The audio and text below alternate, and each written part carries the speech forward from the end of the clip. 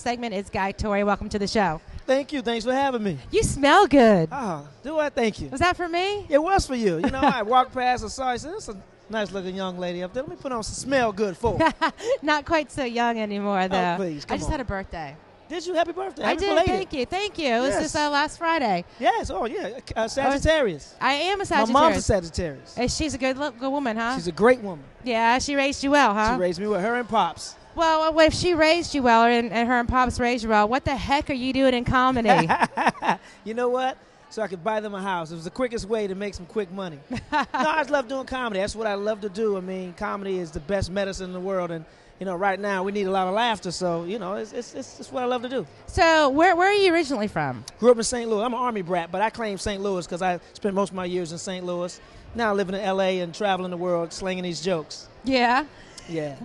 Okay, so I'm picturing you 3 years old, 4 years old, you know, at the holiday party and cracking up jokes, maybe doing some kind of outrageous stuff. I mean, when did you want to be a comedian? You know what? I always liked the tension. I always liked cheering people up. I didn't know what I wanted to do until really I moved to L.A. Because I thought I'd be in the NFL, to be totally honest. I thought with your size? Yeah, I'm fast. Oh, you're like work done. You can be like That's right. Quick. Yeah, boom. Gotcha. Yeah, exactly. Warren's about my size. Yeah, he is. He's about my size. Yeah, he's just a little thicker. Yeah, he doesn't have a neck though. It's like he's all like shoulder and just chin and neck. You ever see him? I have seen him. Yeah, he's about 4'3", and he's like it's like that, but he's a good guy. All right, so you're gonna be a Raider or a Raiderette. And then you decided not to. Raiderette. No. You're going to be you slip that in there. You're going to be a Raider, and then you said it's not working out for me. It's not working out. And then you decided to go into comedy. You know what? I went to college, didn't finish. Said I got to do something with my life, and ended up stumbling into comedy and acting, and then it's been good ever since. Now, what are some of the for your start in comedy? Was it open mic night? It was open mic night, yeah, and I died the death of 1,000 dogs too. That was horrible. Oh, did you? It was terrible.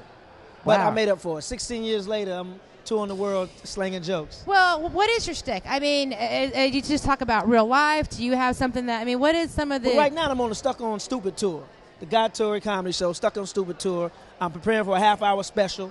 So Tampa, you know, is one of my stops on the tour. And, you know, I talk about stupid stuff. We've been stuck on stupid for the last 8 years in politics. Oil companies are stuck on stupid. So now it's time to put people on blast for being stuck on stupid. OJ, stuck on stupid. And you stuck know on what? real stupid. Stuck on ignorant, actually. Yeah, OJ's not actually he's a few fries short of a Happy Meal, don't you think? Yeah, he got mashed potatoes for brains. I don't know what's going on with that cat. But, you know, you'll hear about it at my show. Now, you act. And you do comedy. Yep. What are some of the things? I mean, I've seen some of the stuff, but what for people? Movies, American History X. Yep. Pearl Harbor, The Animal, Life, Eddie Murphy, Martin Lawrence.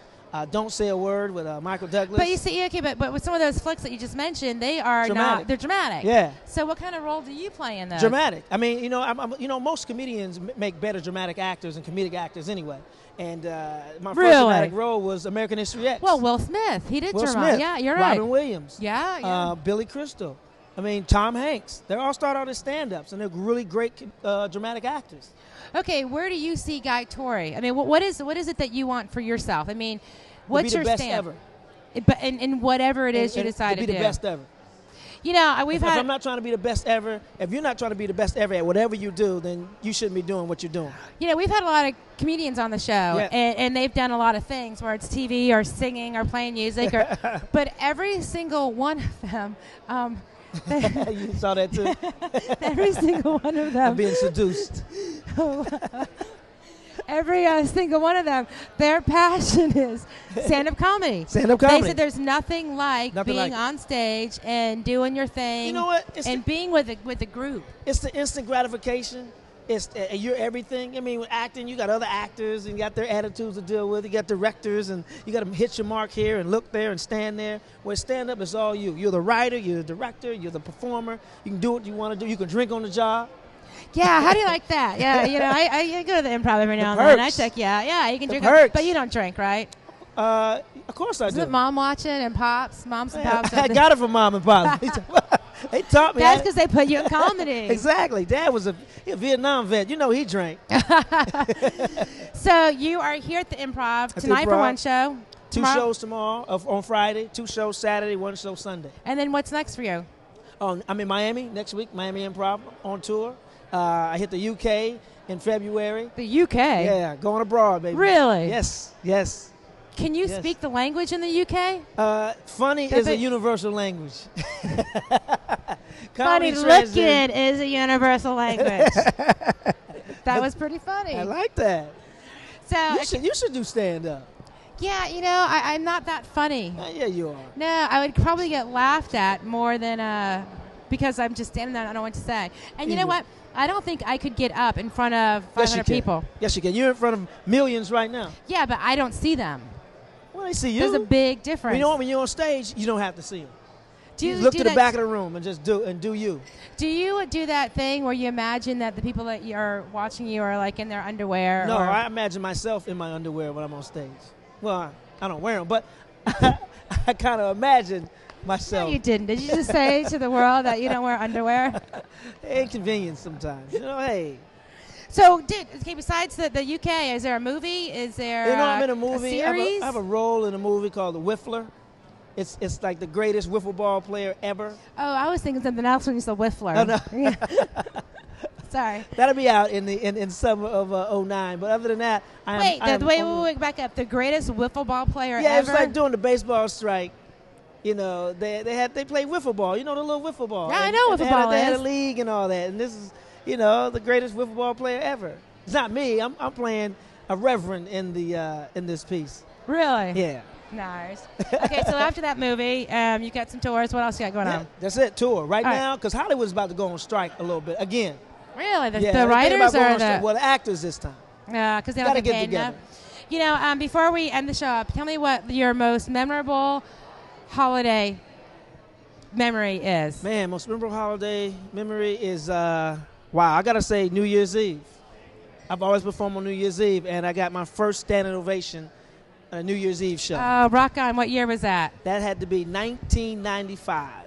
Wow, and you were, 18 back in 1995? Yeah, of course I was. Wow, okay. And before we go to break, tonight, one show. Friday night, 2 shows. Saturday night, 2 shows. 1 show on Sunday. That's right. Tampa Improv, come on down. Tell us what you asked Santa for this year. I asked Santa this year. This year I want, honestly it's going to sound corny, but... don't say peace on earth or... Not peace on earth, but you know what I really want? I just want everybody to laugh. I want a better economy. I'm being totally honest. Yeah, I hear you on that one, totally honest. And even cheaper gas prices. They're pretty good right now. Guy, thank you very much for coming down. It's a pleasure. I'll come see you this weekend. I hope so. I will be there. We want to thank all of our guests for being on tonight's show. And, you guys, it's still not too late. If you see a Toys for Tot box, put a toy in there. Really, I mean, toys are like $5. That's right. You'll do so much good for somebody else, and you'll make somebody laugh. That's right. Next week's show, it's all about the Super Bowl. We've got the Super Bowl breakfast coming up. We've got comedian Brian Bradley. Do you know him? Funny guy. He's coming on next week. And we've got Brandon Windish with Ground Up Films. Do you know him? I don't know that guy. No, you probably don't know that guy. I know that guy. But I need to get to know that guy then. What, for a film? Film, yes, of course. We'll see you right here next week. Thank you very much for tuning into Media Talk. Have a great night, and we'll see you right here next week.